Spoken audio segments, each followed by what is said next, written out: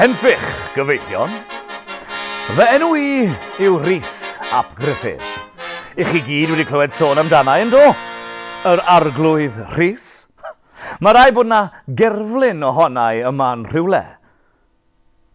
Ar ôl popeth dwi wedi wneud dros y deheubarth, dros Gymru, mae rhaid eich bod chi'n canu caneuon amdana o hyd. Nag eich? Mae hwn yn hollol warthus. Bydde Cymru ddim y gwlad yw I heddiw, ond I bai amdana I.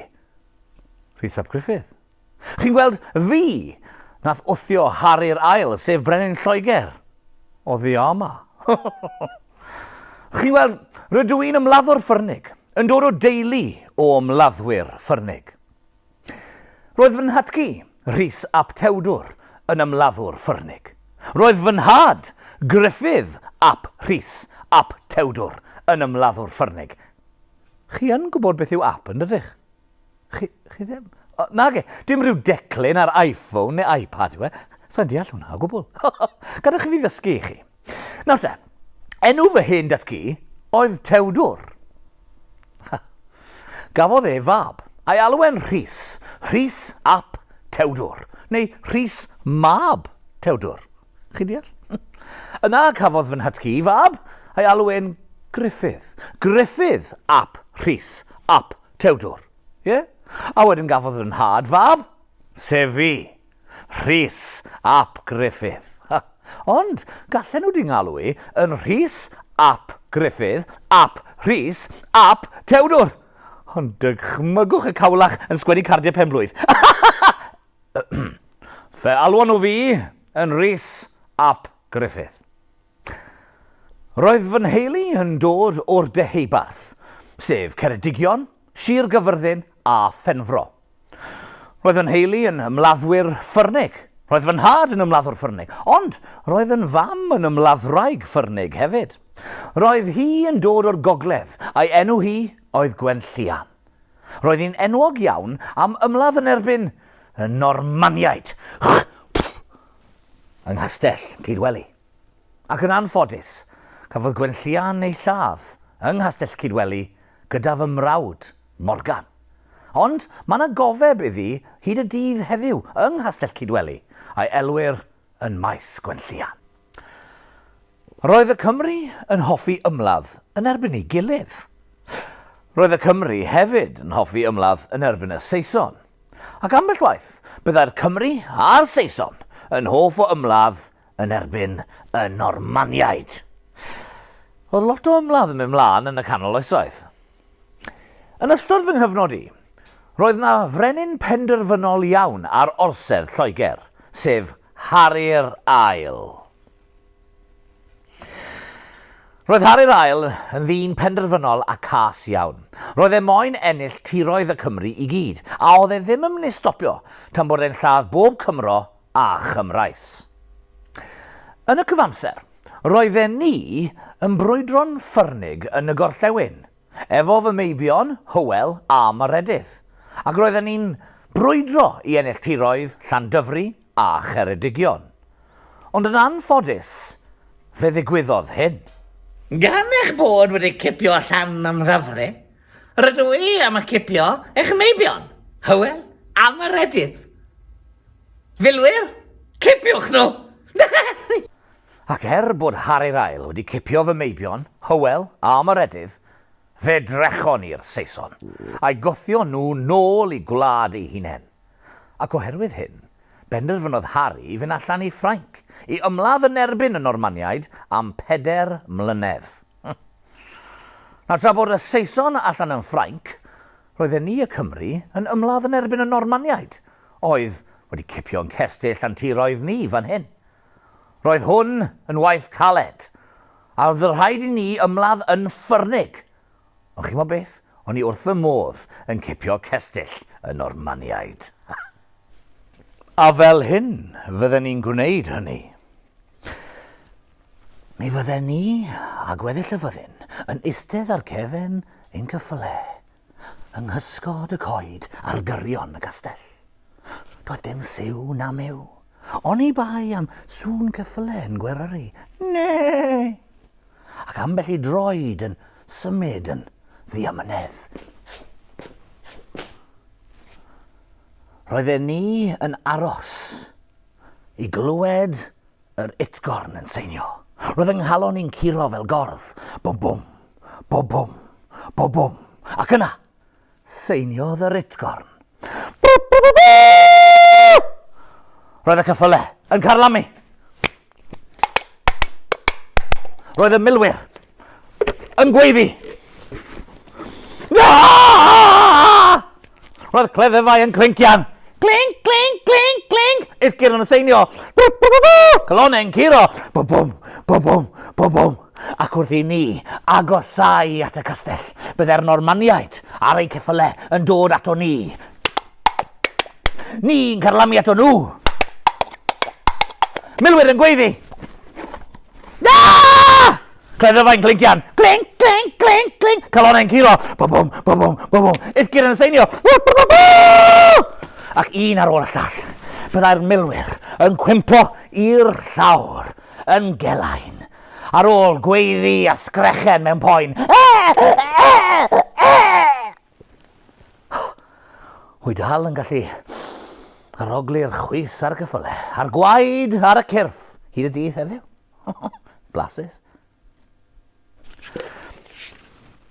Ar ôl curo'r Normaniaid, bydden ni'n cipio eu castell nhw, ac yn eu llosgu nhw i'r llawr. Yna, bydden ni'n cipio ei arweinydd ac yn dal mlaen iddo fe, tan i'r Normaniaid talu ddigon o arian amdano fe. A dyna beth o'n ni y Cymru ni'n wneud, tra bod y Saeson allan yn Ffrainc. Ond fe ddaeth Harry yn ei ôl. Fe lwyddon ni y Cymru i ail ennill tiroedd a chestyll yma yng Nghymru. Ac oherwydd hyn, oedd Harry yn grac iawn. Oedd e'n fwy penderfynol byth nawr i'n ddala ni a'n lladd ni i gyd. Ond roedden ni'n ymladdwr ffyrnig, yn dod o deulu o ymladdwyr ffyrnig. A pan gwrddodd y Cymru a'r Saeson ym Mhencader, yn anffodus, cefais i fy nal. A cefais i fy nhaflu'r garchaf. Ar ôl ychydig wythnosau, oedd Harry ddim yn gwybod beth i'w wneud gyda fi. Ac felly, benderfynodd e fy rhyddau hi. Ac es i allan i ymladd yn erbyn y Normaniaid, a cipio Castell Cilgeran ac Aberteifi. Ar ôl 10 mlynedd o frwydro brwd, oedd Harry meddwl dylen ni fod yn ffrindiau. A chi'n mo beth, oedd e'n gallu gweld bod fi wedi gwneud jobyn reit dda o ymladd yn erbyn y Normaniaid. Ac oherwydd hyn, fe nath e fy urddo i, ac yna fy alw i yr Arglwydd Rhys.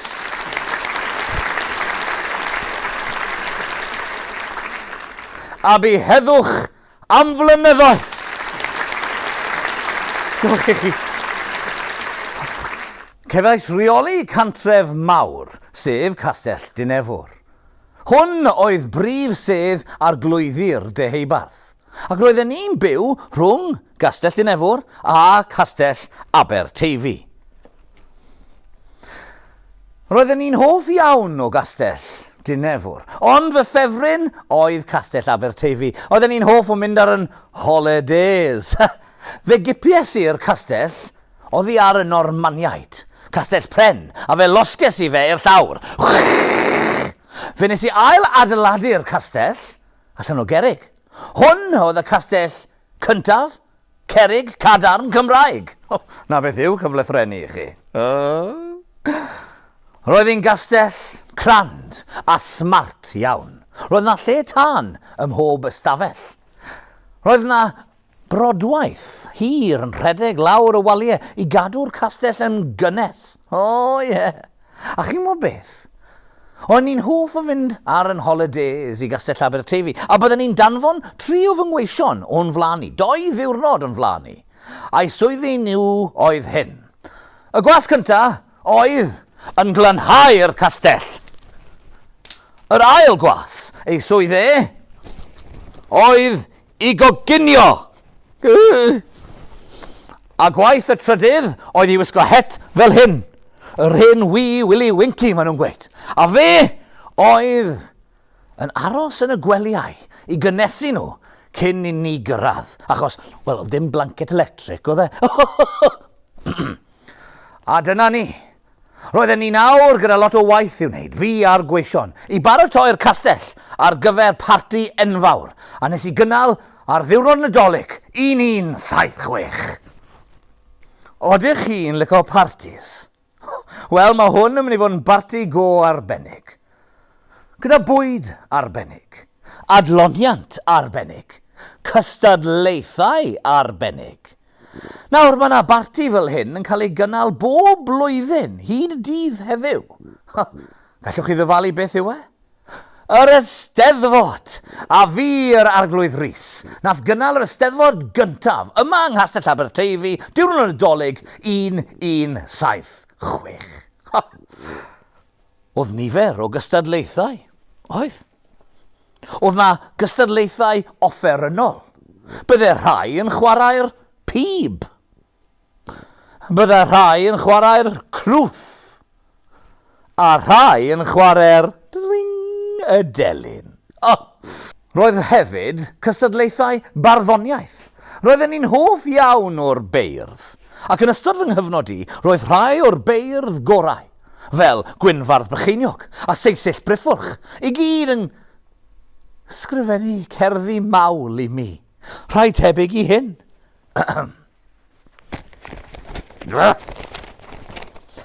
Canaf gan yr Arglwydd Rhys y dyn doethaf yn y wlad, yn garedig pan fo heddwch ac yn filain ar faes y gad.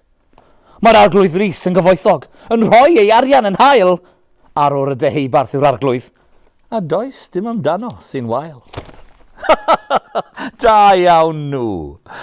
Ac oherwydd o'n i wrth y modd gyda barddoniaeth a beirdd, fe benderfynnes i greu seremoni wobrwyo iddyn nhw. Seremoni wobrwyo y cadeirio. A dyna beth sydd gyda ni fan hyn yw llun o gadair o'r Eisteddfod y cadeirio. Ar ôl yr holl gystadlu brwd, yna bydden ni'n gwledda. Roedden ni wrth fy modd yn byta'r holl fwydydd blasus yma. O bob fath o gigoedd. Cig colomen, cig carw, cig cwningen a cig alarch wedi felysu gyda mel. Ond fy hoff gig oedd cig y dreinog, achos oedd e'n ymarferol. Oedd wir. Ar ôl byta'r holl gigoedd melys yna gallech chi glanhau eich dannedd gyda pigau'r dreinog. Smart. Dydd da yn wir. Diwrnod yr Eisteddfod cyntaf erioed. Ar ôl i Harri'r ail fy wneud un arglwydd, bu 20 mlynedd o heddwch yn y wlad. Roedden ni wedi llwyddo i ennill parch Brenin Lloegr a cael fy nghlodfori fel arweinydd yng Nghymru. Roedden ni wedi creu cyfraith a trefen yma yng Nghymru.